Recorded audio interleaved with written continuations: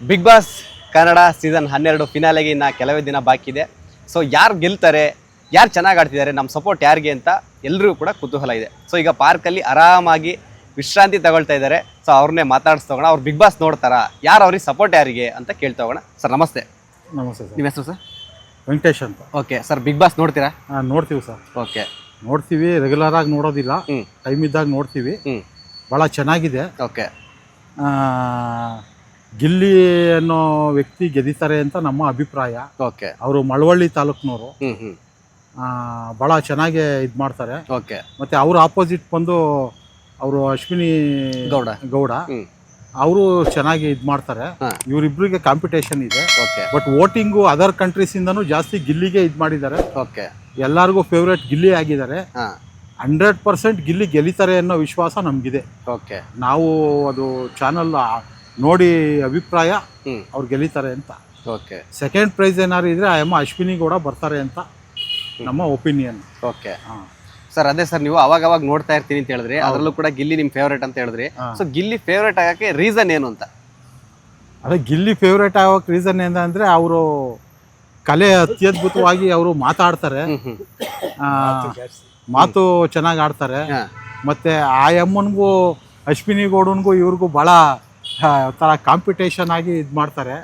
ಆದರೆ ಇವರು ಗಿಲ್ಲಿ ಬಂದು ಟಾಂಗು ಯಾರಿಗೆ ಆಗಲಿ ಚೆನ್ನಾಗಿ ಕೊಡ್ತಾರೆ. ಮತ್ತೆ ಡ್ಯಾನ್ಸು, ಹಾಡು ಇಂಥವೆಲ್ಲ ಅತ್ಯದ್ಭುತವಾಗಿ ಮಾಡ್ತಾರೆ.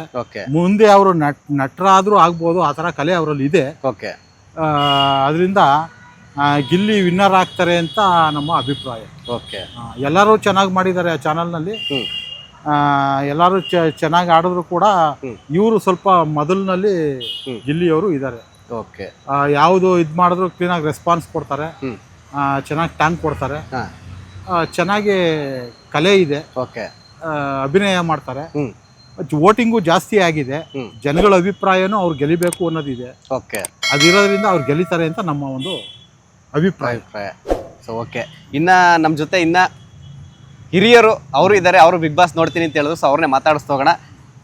ಸರ್, ಬಿಗ್ ಬಾಸ್ ನೋಡ್ತಾ ಇದ್ದೀವಿ. ಓಕೆ, ಅವರು ಗಿಲ್ಲಿ ಪರವಾಗಿ ಚೆನ್ನಾಗಿ ಮಾತಾಡ್ತಾರೆ, ಮಾತು ಜಾಸ್ತಿ ಅವರು. ಓಕೆ, ಮಾತಿನಿಂದಲೇ ಅವರು ಸ್ವಲ್ಪ ಗೆಲ್ಲೋದು ಅಂತ ಕಾಣ್ತದೆ.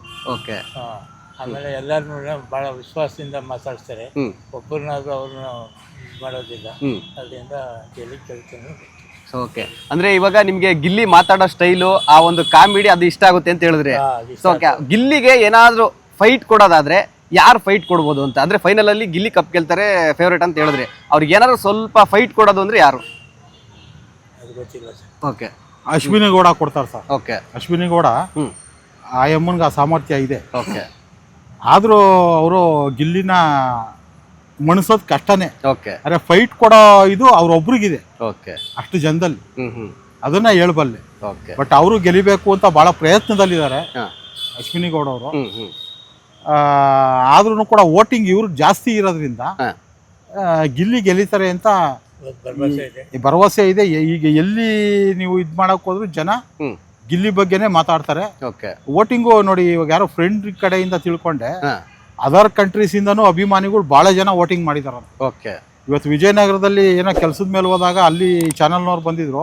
ಬಹಳ ಲೇಡೀಸ್, ಹುಡುಗಿರು, ಸುಮಾರು ಜನ ಎಲ್ಲ ಗಿಲ್ಲಿ ಬಗ್ಗೆನೇ ಮಾತಾಡ್ತಿದ್ರು. ಓಕೆ, ಎಲ್ಲಿ ನೋಡಿದ್ರು ಅವ್ರ ಬಗ್ಗೆನೇ ಅಭಿಪ್ರಾಯ ಇದೆ. ಅವ್ರು ಗೆಲ್ಲಿತಾರೆ ಅಂತ ನಮ್ಮ ವಿಷಯ, ನಿಮ್ಮ ಒಂದು ಅಭಿಪ್ರಾಯ. ಓಕೆ, ನಿಮ್ಮ ಮಾತಿನ ಚಾಣ ಚೆನ್ನಾಗಿದೆ. ಅವರು ಮಾತಿನಲ್ಲೇ ಇವ್ರು ನಮ್ಮ ಸ್ನೇಹಿತರು ಹೇಳ್ದಂಗೆ ಓಕೆ ಮುಂದೆ ಇದ್ದಾರೆ.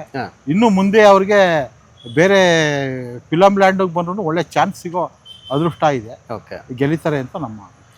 ನಿಮ್ಮ ಹೆಸರು? ನಿಮ್ಮ ಹೆಸರು? ವೆಂಕಟೇಶ್. ಲೇಟೆಸ್ಟ್ ಹಾಗೂ ಇಂಟ್ರೆಸ್ಟಿಂಗ್ ಸುದ್ದಿಗಳಿಗಾಗಿ ಬಾಸ್ ಟಿವಿ ಕನ್ನಡ ಚಾನೆಲ್ನ ಸಬ್ಸ್ಕ್ರೈಬ್ ಮಾಡಿ.